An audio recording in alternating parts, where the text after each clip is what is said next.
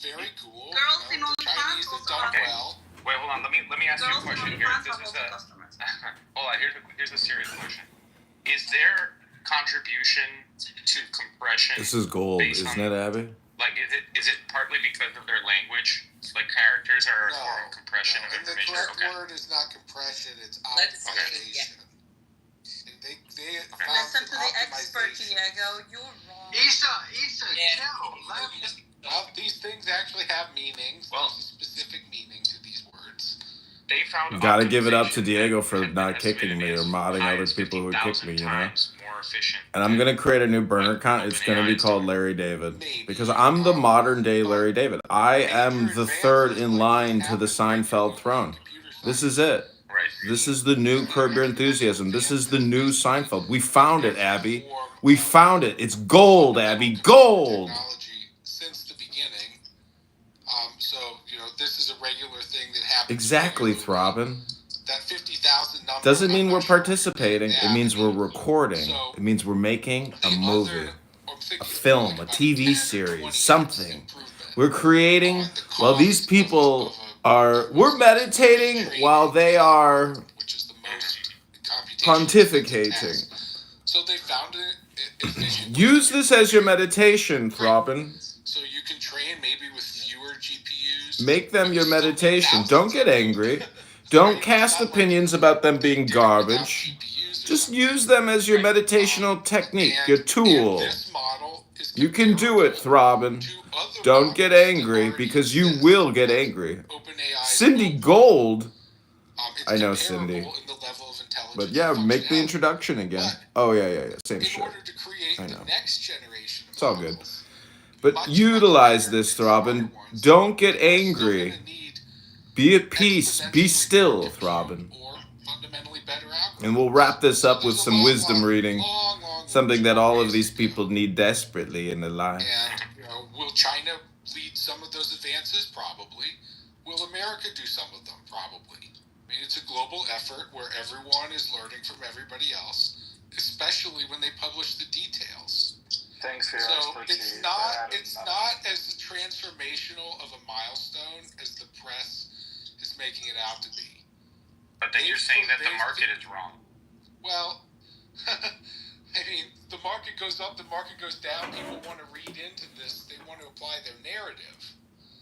They want to apply let's use his narrative, which is completely irrelevant. Political struggle narrative. But that sells newspapers. That's not that realistic. Yeah, it's all a hoax. Yesterday, Nvidia didn't crash, Diego. Stop reading the media. Stop trying to make sense of something that actually makes sense. Nvidia is up many times in. Yeah, it's come down a tad. It's a buying opportunity, probably. No, it's just a market correction, right? Nvidia is still a valuable company, but the market believed Nvidia was necessary in a very big way for the next wave. So that correct. They invested.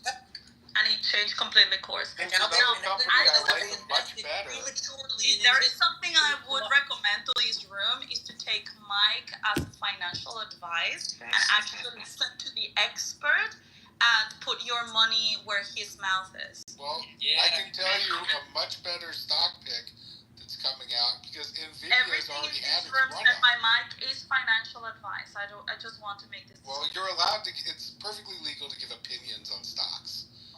How much money have you made wait. How much money have you made on stocks last year? All of the monies. I've done quite well. I mean, the market has gone up and up and up for the past 5 years. That is the word. But not better than the rate of inflation. Up and up and up and but up. I personally do index investing. I rarely buy individual issues. That makes sense. But I do look for specific ones that are really good. And there's one coming out soon called Cerebrus Systems. Why is that good? They're about to do an IPO. They're a company that has built something even better than a GPU, much, much better than a GPU. Oh, really? For AI processing. They have basically built a wafer-sized chip, where instead of when they usually make microchips, they chop up the wafer after they print it, in essence. And in the case of this company, they don't. They make an entire data center on one single chip. And it is, in fact, 50 times faster than GPUs. And it's out now. They're actually on their third revision, but they're about to go public. What's the market say about them? Well, they're not public yet. Because they have a large external investor. One of their biggest investors is in Asia somewhere. They have to go through this foreign, asset review board or whatever. But they're going public very shortly. I think this is a stock that has every potential to 10x within 5 years, and is almost guaranteed to be acquired by somebody at some point. It's in a foreign language. But their product is excellent. They're the best thing on the market by far for AI hardware. And my money is on the giant chip, that's for sure. And I use it every day. I love it. The giant chip. Yes, Cerebrus Systems is what it's called. I prefer thinking of it as the giant chip. Hell yeah. The giant chip is fucking awesome. It's the coolest thing since supercomputers. But their new system, you can chain 2,000 of these giant chips together into one massive supercomputer, which has by far more speed than anything else out there. You think we're on the cusp of some computing breakthroughs? Well, this is the computing breakthrough. The issue of neural networks, what makes them fast. There could be a few more shaken through. Well, the problem with computers is like the a lab memory hierarchy. Improve the technology. You familiar with the memory hierarchy? How do you mean? So computers have different kinds of memory. They have their central processor, the CPU, that actually does the math. And then, but that's not in order for it to know what to do, it has to be fed its variables, which come from memory. And the farther you get from the CPU, the longer it takes, the longer the CPU has to wait for memory to arrive. So there's a hierarchy of memory. Every CPU has a little bit of memory that's known as the cache, and then there's further out it's RAM memory, hard disks, etc. Each level getting slower and slower. So one of the things about this giant chip is the memory is right there on the chip, reducing the latency. And so this AI is an enormous number of matrix multiplications. Well, very simple operations over and over and over. So what makes it slow is whenever the processor has to wait for it to load data from memory. So anything that reduces the latency is going to make it faster. So this is not something that they can do. You can't make the system as fast as this giant chip by just adding more GPUs. Because each one is in a separate package, and it takes time for one to signal another. But this giant chip has a network on it. It's a good lateral solution. It's a simple physics solution to an engineering problem. Right. There's simply no other way to do it. Wait, where did Issa go? I don't know. I have a quick question. The computations are dependent on each other. But so how did DeepSeek get Wait, so give me a much moment, faster? Mike. I'm asking Diego a question. Diego, is this an example of narcissism? Yes. What? A little bit. What's the narcissism? Like the wafer thing, it could be the biggest chip. That's narcissistic. Well, they shipped it. It's not just some feeling. They're on their third version. That's what it's called. It generates outputs. Yesterday I was getting 3,000 tokens per second. So instead of sitting there waiting for it to think, you type in your question, you hit enter, you instantly get the answer. You instantly get your program.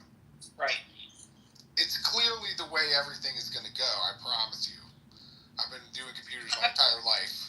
I wouldn't say clearly, because there are some drawbacks to the design, but I agree with you. It sounds like No, it's one of those things where once users get a taste of a 50x performance increase, everything else becomes pokey.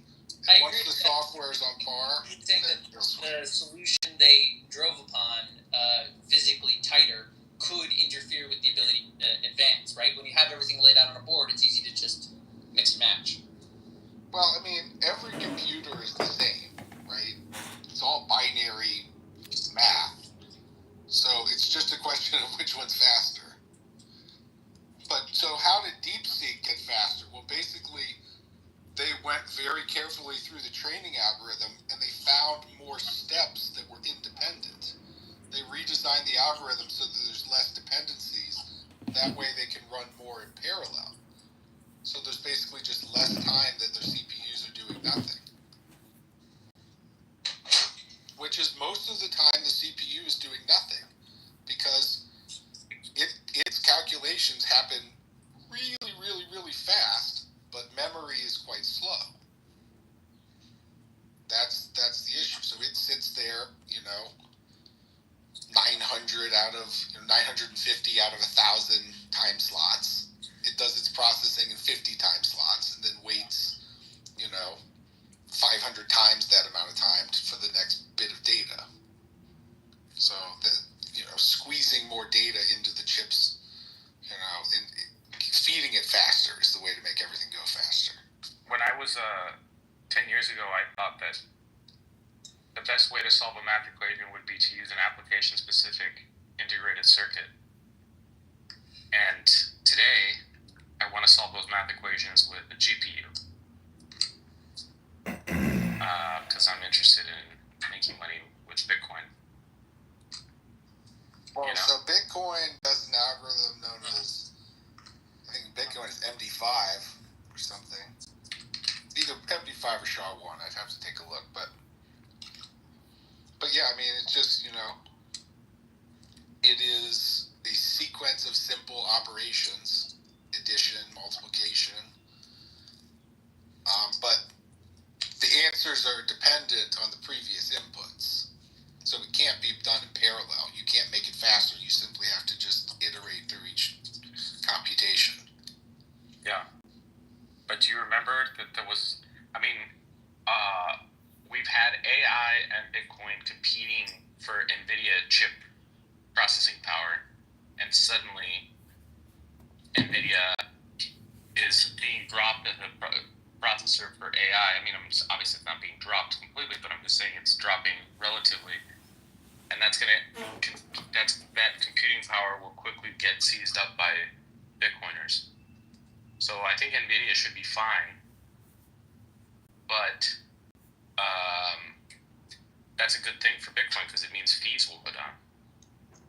But I don't think it's quite right. I mean, Bitcoin needs actually even more specialized chips. So they usually build them on what is known as ASICs and things where they can be customized exactly to what Bitcoin needs. But that's what I was saying. GPUs are now overtaking ASICs for mining in Bitcoin. That was my point. Yeah, well, I don't follow it too closely. I mean, I'm not that big on Bitcoin, honestly. How much will it have to go to? 500,000 before maybe you change your mind on that? I mean, it could go to 500,000, but will it stay there? I mean, I don't. It's like if something is being used as cash, the last thing any participant in the real economy wants from their cash is volatility. Volatility. Oh yeah, well that's a different. For actually using cash. So what's the third way here to create wealth? That's right. There's not some money and future where everybody switches to Bitcoin. I mean, it's just it's just a casino. It's a casino. Well, let's not trash the most amazing technology in the last 100 years. It's not that. It's the most amazing Ponzi scheme in the last 100 years. I mean, most people lose money on Bitcoin. I mean, think about it. For one person to make money on Bitcoin, somebody else has to lose money. I'm talking about real money, dollar money, because it doesn't produce any value. It just transfers value. My Ferrari says otherwise. Ferrari produces the value of you getting to drive it. But then it could also go up in value if you buy a year or make that's like sought after, like supply and demand. Like my friend drives Toyotas, and that like they go up in value somehow. Like the FJ Cruisers in like certain colors and stuff like that. There's a secondary market, but the secondary market is premised on a primary market, where the value is consumed in the primary market. Let me ask you this. Bitcoin does not have a primary market. It is only a secondary market. What is the rule that the longer something has been, the more likely it'll continue to be? It's called the Lindy effect. The Lindy effect. Okay, so if right now, after 15 years, it is the best performing asset of all time, year after year, at what point would you say, okay, well, the Lindy effect says that if it is the best performing asset of all time, it will continue to be the best performing asset of all time, and maybe I should first of all, that's invest impossible. in the protocol. That's what could you think about that's similar to Bitcoin from before that you could compare it to in the past? Like, what could you, is there a commodity like diamonds or gold or something that you could like compare it to? I mean, Are you that asking doesn't actually make sense, because the individual returns on the average person will lose money on Bitcoin.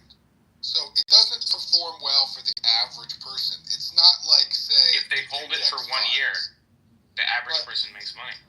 But like, wasn't the point of it was just to like use it You have to as a execute currency? a buy and then a sell. Like the point of it was to use as a currency to like buy stuff that people can't like track or whatever. I don't know if that's what it was. I mean, you know, there's a difference between what the technology is and what people have envisioned it could be, and they've marketed it in that way. You know, they call it digital gold, or they call it, you know, digital cash, and I don't agree with those things. But if you hold it for 1 year, the average return is 150%. Well, it just depends on when you hold. I mean, Bitcoin has had massive crashes. For years, We'll and inevitably years. have them again. For like 5 years at a time, it would stay at a certain amount, or it would crash and go down like from 30 to 15, or from wherever it would be. But as a whole, Bitcoin loses money. And let me explain. Okay? Say there is that for whatever reason, there can only be 10 people who trade Bitcoin, and they only have $100 a piece. So the maximum anyone could pay into Bitcoin would be $1,000. The only problem is there's somebody else sitting at the table. Bitcoin allows them to rearrange who has that $1,000 as the Bitcoin price goes up and down, and people buy and sell. But the problem is there's somebody else at the table. The power company is that in order to exchange Bitcoin, you have to use a whole lot of CPU time, which then means your power bill is really high. And that $1,000, you know, today $10 of it goes to the power company. Tomorrow another $10. That $1,000 that everyone trading Bitcoin is exchanging with each other is decreasing constantly. So Bitcoin as a whole loses value. Okay? Now, so this goes back to the theory of money. I think you're fighting more than you can chew. No. This is a fact about Bitcoin. Okay? So why do people use money in the first place? So does Bitcoin have value as a currency? That's another question. So, well, why did people create currency to begin with? Well, currency was an alternative to the barter system, right? So it's like when people want to trade something, one person produces one product, another person produces another product. They both benefit more if they can trade with each other. But it's inefficient if you have to compare the relative value of specific products. That's why they created currency, where you can have prices. The prices can estimate the relative values. So can Bitcoin do that? Could you run an economy on Bitcoin? Yes, you could. But here, there's only one problem. We already have a currency. We already have a currency that the whole economy already runs on. That loses value over time, right? Well, no, it actually gains value over time. Because Really? people's incomes go up as productivity goes up. No, but if I hold $100 starting in 1990 and I want to buy a hamburger, This is like bad McDonald's, take after bad can buy take less after bad hamburgers. take after bad take after bad take. Right. And there's a lot of reasons. Mike is closer to the truth than some, but then he falls off the edge. And Diego's way the fuck off the edge, and Princessa's with. Danny's really far gone. That girl's really in trouble. She really needs to read a book. She's got like, I hate to say it, but she's very low IQ. I mean, she needs to like. I asked her yesterday. I was like, "Did you go to college?" She was like, "I started, but I didn't finish." She really needs to take like a public communication. She needs to take a public speaking course and then read books. My parents would put money in a savings account. It would earn 15% per year. Right, and where do you think It was an investment. that comes from? Right. It comes from what's known as Interest rates. productivity. No, it comes. But what finances the interest rates? It's productivity. So productivity is when the price of a finished good exceeds the price of its inputs. Fuck. That's why we make things like say take farming, right? You buy your seeds, you buy your fertilizer, it rains, the sun shines, your plants grow, you pick them, and now if you want to stay in business as a farmer, you sell your produce for excess of the price of what the seeds and the fertilizer cost. Okay, but you have to understand, why are you capable of selling it at excess and not at cost? That's because there is a disparity between people's desires. He's a self-taught economist, ladies and gentlemen. To satisfy those desires. Well, no, it's also because when the plants grew, that produced real value. The inputs were actually fundamentally transformed into something more valuable. I understand, but as a person who is competing with you in that same industry, if I can undercut you by a penny and my product is the same, I will take your business, right? Right. Yeah. So everybody's competing to bring the disparity between the cost of producing the good and what people are willing to pay for it. They want to have that meet. Right. Or, So as an economist would say, be in equilibrium. Break even. An economist? An economist will tell you that? I mean, if you Wow. economics, this is an identity of economics. Marginal costs are equal to marginal revenue, and that includes the cost of capital. I mean, that's just an identity of economics.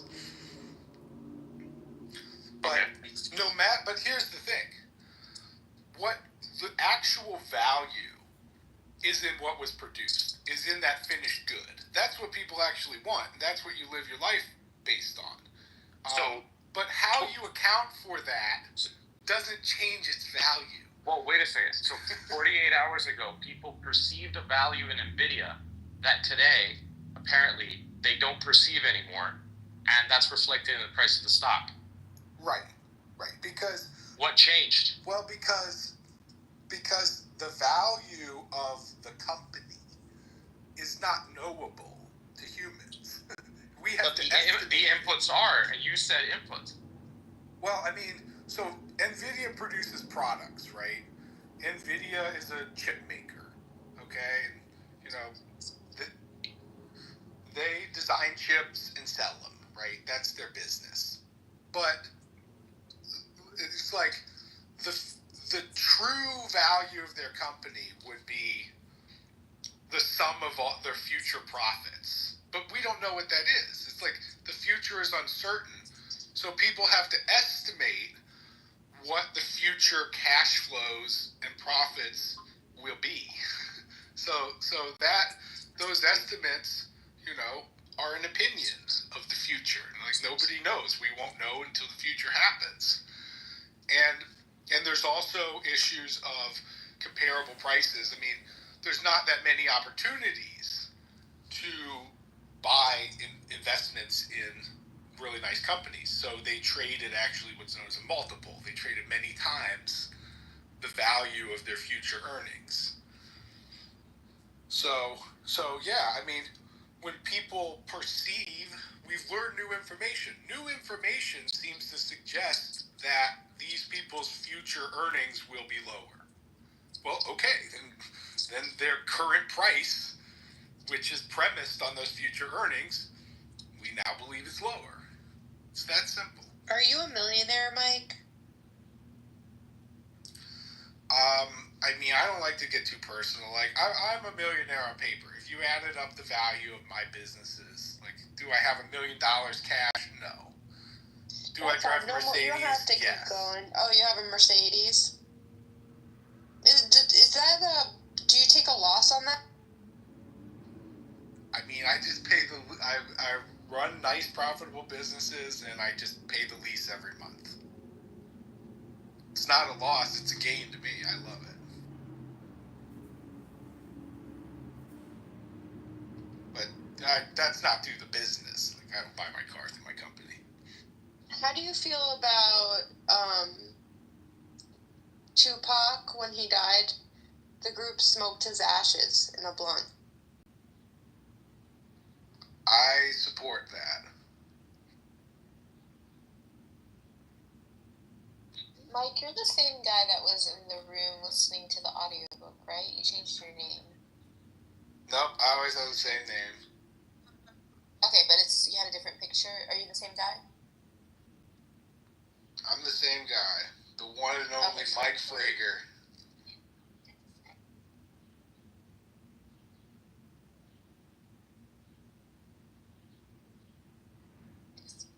By the way, never. You can't just do that. I mean, Adrian's recording. I just was gonna say a statement, but then it would lead to more things, so I just stopped myself. So Adrian was recording me live yesterday, and someone I know was actually standing up for me. Oh, nice. Yeah. That's funny. That was very nice of that person, you know? That's awesome. That's good. So, Danny, you were talking about Bitcoin. Are you familiar? Do you you know more than I know nothing about Bitcoin. Well, so I can't even assess. About he made an example before about the 10 and then the people, and you're dividing it and moving it around, but then you also have miners, people mining it. He said something about the electric company. I don't know if that's what he meant or if that's different. Yeah, well, I mean, so miners are doing computations that allow Bitcoin to be transferred among the different people. And as they do that, the network allocates the miner owners a larger share of the total amount of Bitcoin.